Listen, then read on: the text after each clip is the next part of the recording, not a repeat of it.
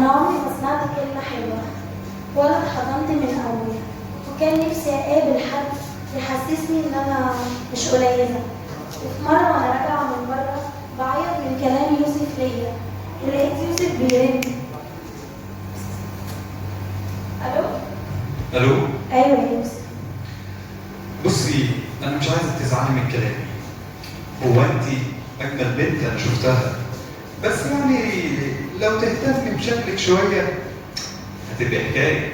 هو أنت ليه على طول بتقولي إن أنا لبسي مش عاجبك؟ انا بقول لك كده عشان عايزك تبقي احلى.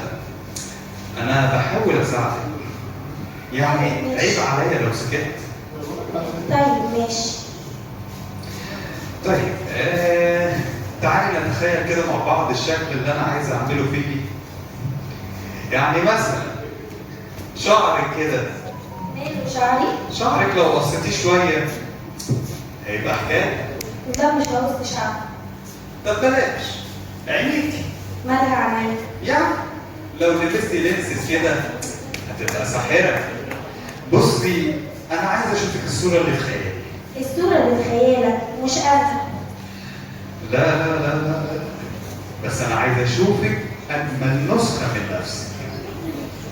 وأنا عارفة إن هو بينتقدني كتير، بس هو الوحيد اللي حسسني إني أنا مش قليلة، وأنا طول عمري جعانة حب، ومعاه بحس إني عايشة ومش قادرة أسيبه، ولو سبته هرجع فاضي.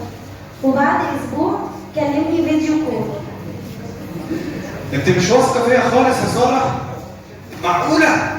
احنا فاضل لنا اسبوع ونتجوز، ليه بتتكسي مني؟ مش موضوع كسوف، بس أنا مش مرتاحة. مش مرتاحه؟ مش مرتاحة. تبقي مش واثقه فيا، ازاي هنبني بيتنا كده؟ أنت زعلت؟ لا أنا مش قصدي. خلاص ما تزعلش. يبقى خلاص، ابعتيلي بقى صورتين حلوين وانت فاهمه الباقي. صورتين؟ ماشي. وبعدين بيومين اتصلت بيه. الو. ايوه يا يوسف. انت مش بترد عليا ليه؟ هو احنا مش المفروض ننزل ونشوف القاعة؟ لا. لا؟